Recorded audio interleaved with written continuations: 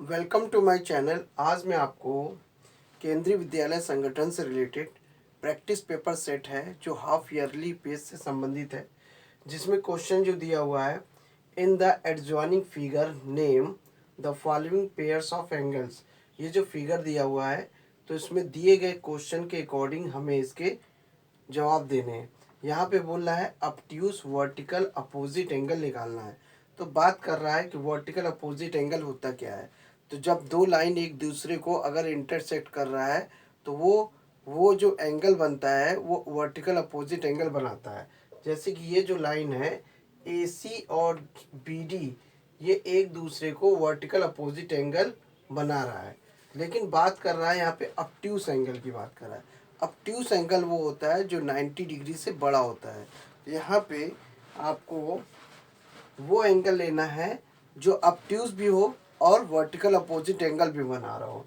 तो यहाँ पे देखिए, अगर हम AC और BD के बीच में जो वर्टिकल अपोजिट एंगल बनाएगा, साथ में वो ऑब्ट्यूज एंगल भी होना चाहिए। तो ऑब्ट्यूज एंगल किधर से बनेगा ये देखिए। अगर मान लीजिए, अगर ये वाला जो एंगल है, ये वाला AOB और TOC, ये एक्यूट वर्टिकल अपोजिट एंगल होगा। लेकिन इसका अगर हम ये वाला एंगल लें AOD BOC, ये वर्टिकल अपोजिट एंगल होगा। कौन सा? ऑब्ट्यूज वाला। तो यहाँ पे हम लिख सकते हैं, फर्स्ट का 22 क्वेश्चन है जिसमें ऑब्ट्यूज वर्टिकल अपोजिट एंगल। तो AOD एंगल AOD कामा एंगल BOC, ये जो है angle obtuse vertical opposite angle होगा। इसको हम ऐसे भी ले सकते हैं, चाहे हम DOA बोले या COB बोले, दोनों का मतलब ये है। इसको हम इस तरीके से भी ले सकते हैं, DOA या COB। तो चाहे हम इधर से ले लें एंगल या इधर से ले लें, चाहे हम इधर BOC ले लें या COB ले लें, तो दोनों ही कंडीशन में ये ऑब्ट्यूज वर्टिकली अपोजिट एंगल होगा। तो इसमें ये पेयर बनाना था। अब नेक्स्ट क्या है इसमें? Equal supplementary angle. अब इक्वल सप्लीमेंट्री एंगल क्या होता है पहले तो समझते हैं। सप्लीमेंट्री एंगल वो होता है जिसमें दो एंगल का सम जो होना चाहिए वो 180 डिग्री होना चाहिए। लेकिन यहाँ पे इक्वल सप्लीमेंट्री एंगल की बात कर रहा है कि अगर एक एंगल 90 डिग्री का है तो दूसरा एंगल भी 90 डिग्री का होना चाहिए। तब इसे हम कहते हैं इक्वल सप्लीमेंट्री एंगल, यानी कि दोनों तरफ एंगल सेम होना चाहिए और दोनों एंगल को जोड़ने पे 180 डिग्री होना चाहिए। यहाँ पे आपको दिखना चाहिए ऐसा एंगल जो दोनों साइड से 90 डिग्री का एंगल बना रहा हो। तो जैसे कि BOE सेकेंड वाला है, इक्वल सप्लीमेंट्री एंगल की बात कर रहा है। BOE एंगल BOE कामा और BOE EOD,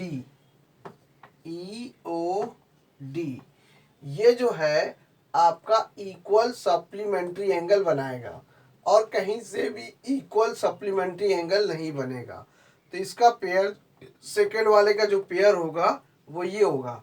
इसको हम ऐसे भी ले सकते हैं, एंगल EOB कामा एंगल DOE, यानी कि EOB बोल सकते हैं या DOE बोल सकते हैं। दोनों कंडीशन से आप लिख सकते हैं।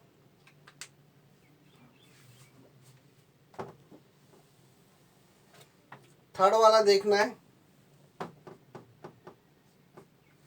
एडजेसेंट एंगल्स लेना है that do not form a linear pair. Adjacent angle बनाना है लेकिन वो लीनियर पेयर में नहीं होना चाहिए।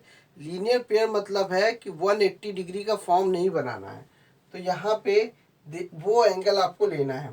यदि हमने BOA लिया, BOA इसका जो है AOE,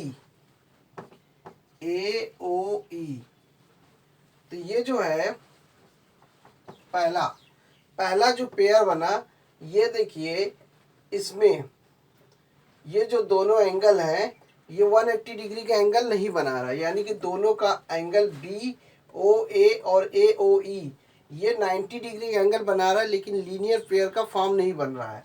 तो कंडीशन के हिसाब से लिखना है ये पेयर बनेगा। दूसरा पेयर क्या बनेगा कि अगर हमने AOE लिया तो EOD ले लेते हैं, AOE एंगल AOE कामा एंगल EOD। दूसरा पेयर ये बन जाएगा AOE EOD। ये भी एक तरीके से क्या बना, 180 डिग्री का फॉर्म नहीं बना रहा।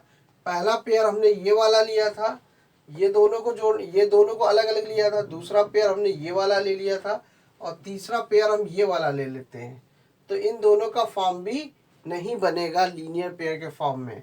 तो हम क्या कर सकते हैं, EOD यहाँ पे लिख देते हैं, angle EOD comma angle DOC।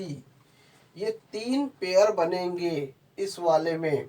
Adjacent angle that do not form a linear pair, condition पे देखना होगा एडजेसेंट एंगल होना चाहिए, 2 एंगल आपस में सटे हुए होने चाहिए। बस कंडीशन क्या है, लीनियर पेयर का फॉर्म नहीं बनाना है। तो लीनियर पेयर का फॉर्म नहीं बनेगा, यानी कि 180 डिग्री का एंगल नहीं होना चाहिए। 2 एंगल ऐसे लेने हैं, तो इन दोनों एंगल का जो सम हो रहा है वो 180 डिग्री नहीं होगा। इन दोनों एंगल का सम जो है वो 180 डिग्री नहीं बनाएगा। इन दोनों एंगल का सम जो है 180 डिग्री नहीं बनेगा, इसलिए लीनियर पेयर का फॉर्म नहीं है।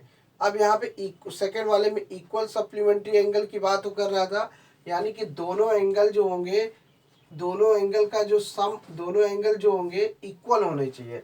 90 वन साइड होनी चाहिए और 90 दूसरी साइड भी होना चाहिए। तो मैंने क्या लिया था, BOE और EOD लिया था। तो यहाँ पे ऑब्ट्यूज वर्टिकल अपोजिट एंगल की बात कर रहा था। तो ऑब्ट्यूज वर्टिकल अपोजिट एंगल जिसमें आपका ये वाला angle obtuse vertical opposite angle, obtuse vertically opposite angle होगा, और एक ये वाला ऑब्ट्यूज वर्टिकली अपोजिट एंगल होगा।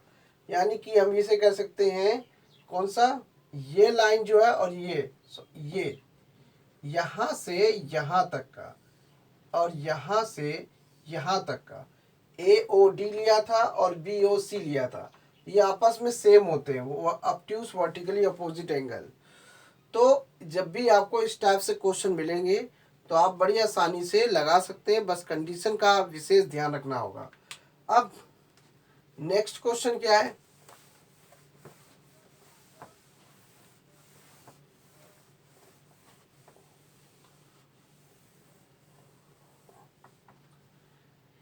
एक ट्री है is broken at a height of 5 meter from the ground and its top touches the ground at a distance of 12 meter from the base of the tree. Find the original height of the tree. तो tree की original height आपको निकालनी है। तो मान लेते हैं ये आपका ट्री है, इस तरीके से ये ट्री हो गया, और ट्री जो है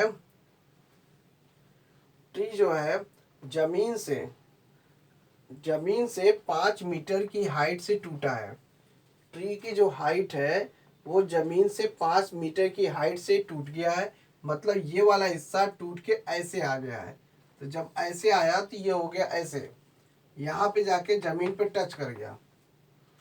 जहाँ पे ट्री का जो टॉप टचेस, जो पेड़ का जो ऊपर वाला सिरा जो है जमीन पे जाके छू गया है और 12 मीटर की दूरी पे जा गिरा, यानी कि पेड़ के बेस से वो 12 मीटर की दूरी पे जा गिरा, ये 12 मीटर की दूरी पे जा गिरा।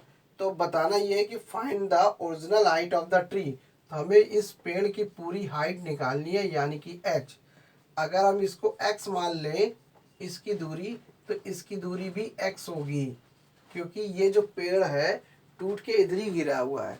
तो जब ये x की वैल्यू निकल जाएगी तो ये हाइट आसानी से निकल जाएगा। यहाँ पे क्या हो रहा है, ये पेड़ जो है ज़मीन से 90 डिग्री के एंगल पे है और ये जो है पाइथागोरस थ्योरम के अकॉर्डिंग सॉल्व होगा। यहाँ पे नाम दे देते हैं ए बी सी और ये डी। ठीक है, अब यहाँ पे लिखना होगा ए सी की जो लेंथ है वो सी डी के इक्वल होगी। ये जो ए सी की जो लेंथ होगी वो सी डी के इक्वल होगी। यहाँ पे पहले मैंने लिख दिया है, इसको इक्वल एक्स से रिप्रेजेंट कर देते हैं। और यहाँ पे ए बी की जो लेंथ है, ए बी की जो लेंथ है वो 12 मीटर है और बी सी की जो लेंथ है वो 5 मीटर है। इस तरीके से आप लिख देना है।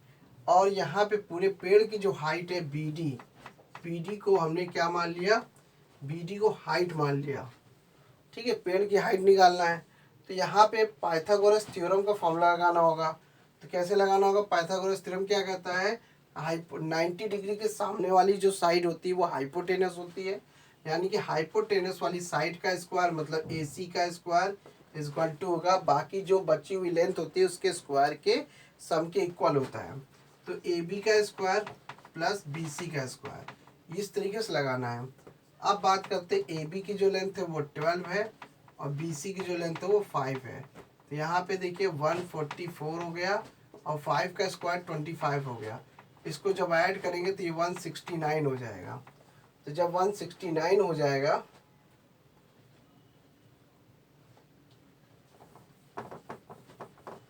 तो ए सी इक्वल टू क्या हो जाएगा, 169 स्क्वायर रूट में आ जाएगा। इस तरीके से जब ये स्क्वायर दूसरी तरफ जाएगा तो ये स्क्वायर रूट के फॉर्म में कन्वर्ट हो जाएगा। तो 169 किसका स्क्वायर है, यानी कि 13 का स्क्वायर करने पे 169 होता है। तो 169 का स्क्वायर रूट होगा 13, ये हो जाएगा 13। अब यहाँ पे देखिए ए सी की जो लेंथ है 13 है तो सी डी की लेंथ भी 13 आएगी। ये आपका जो हो गया 13 हो गया, तो ये भी 13 हो गया। तो कुल मिला के आप देखिए कि पेड़ की हाइट कितनी आ जाएगी,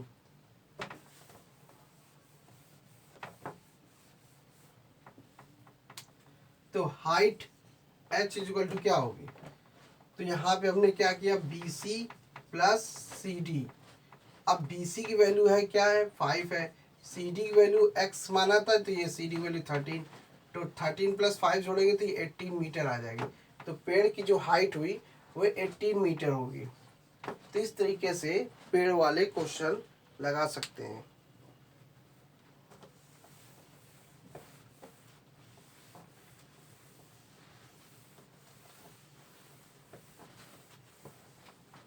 अब 26 क्वेश्चन है प्रैक्टिस पेपर सेट में। ये जो क्वेश्चन है वो 26 नंबर पे है। द कॉस्ट 26 नंबर का है, the cost of a flower वैस, एक गुलदस्ता है, फूलों का गुलदस्ता जिसकी कीमत जो दी हुई है, कॉस्ट प्राइस जो है 120 है। कॉस्ट प्राइस जो दिया है 120 है। और इफ़ द शॉपकीपर, अगर दुकानदार उसे 10% के लॉस पे बेचे, तो लॉस दिया हुआ है 10%, 10% पे लॉस है। तो बताना ये find the price of the which sold, तो दुकानदार उसे किस रेट पे बेचा था, तो दुकानदार उसे किस रेट पे बेचा था ये निकालना है। कॉस्ट प्राइस दिया हुआ है, लॉस का परसेंटेज दिया है, सेलिंग प्राइस निकालना है। तो ये लॉन्ग क्वेश्चन टाइप का क्वेश्चन है, इसलिए आपको लॉन्ग बेस पे ही सवाल लगाना होगा। वैसे तो शॉर्टकट में भी लग जाएगा लेकिन इसे मैं लॉन्ग बेस पे बता रहा हूँ। तो यहाँ पे देखिए लॉस के परसेंटेज का फॉर्मूला क्या होता है, सबसे पहले L/CP होता है, ये आपको याद होना चाहिए। तो लॉस के परसेंटेज का ये 10 हो गया, L कितना है, L नहीं पता है, CP कितना है 120 है इंटू 1, ये हो गया 100। अब इसको हम क्या करेंगे,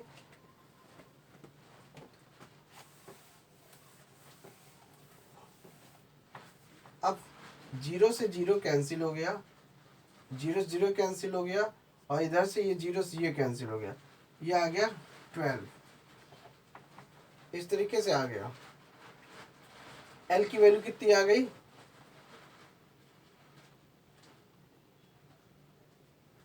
लॉस कितना आ गया 12 रुपीज़ आया। अब यहाँ पे लॉस हुआ है तो लॉस की कंडीशन में क्या होता है, CP माइनस SP होता है, क्योंकि आपको ये पता होना चाहिए जब लॉस होता है तो कॉस्ट प्राइस की वैल्यू ज़्यादा होती है, सेलिंग प्राइस की वैल्यू कम होती है। तो CP is greater than SP के, तो लॉस होगा 12 और CP कितना है 120, ये एस पी ये हो गया, तो एस पी इधर आ जाएगा और 120 माइनस 12, तो इस तरीके से आपका 120 में से 12 आप घटाएंगे, ये आपका कितना आ जाएगा 108 आ जाएगा इस तरीके से रुपीज़ में। ये आपका सेलिंग प्राइस आपका आ जाएगा इस तरीके से। तो सेलिंग प्राइस कितना आया 108 रुपये। ये इसका एक तरीका हो गया। लेकिन अगर मान लीजिए अगर हम इसे शॉर्टकट तरीके से लगाते हैं तो कैसे लगाएंगे, फॉर्मूला होता है जिसको आप बड़ी आसानी से लगा सकते हैं। देखिए यहाँ पे एस पी दिया हुआ है और ये सी पी दिया है, तो लॉस के परसेंटेज का अगर मान लीजिए 10% का लॉस हुआ है, 10% का लॉस हुआ है, तो क्या करना होता है 10% कम कर दीजिए। 100 में 10%, 100 में 10% कम करेंगे तो 90 अपॉन क्या होता है 100 हो जाएगा, क्योंकि परसेंटेज 100 से ही निकलेगा। तो 10% घटा देंगे तो 90 बचेगा, 90/100। तो ये सी पी कितना था एस पी, सी पी आपका कितना था 120 था, जीरो। और ये देखिए इस तरीके से भी निकाल सकते थे, 2 जीरो कैंसिल हो गया और 12 9 जा कितना होता है 108। तो सेलिंग प्राइस आपका ऐसे ही निकल गया। ये ऐसे 2-3 लाइन का क्वेश्चन, 2-3 मतलब 2 लाइन का सोल्यूशन था। तो ऐसे भी आप डायरेक्ट निकाल सकते हैं, लेकिन यहाँ बात हो रही है लॉन्ग क्वेश्चन बेस पे करना था सब्जेक्टिव बेस में, तो उसमें बाकायदा डिटेल में फॉर्मूला लगा के ही सॉल्व करना होगा। तो thanks for watching my video, धन्यवाद।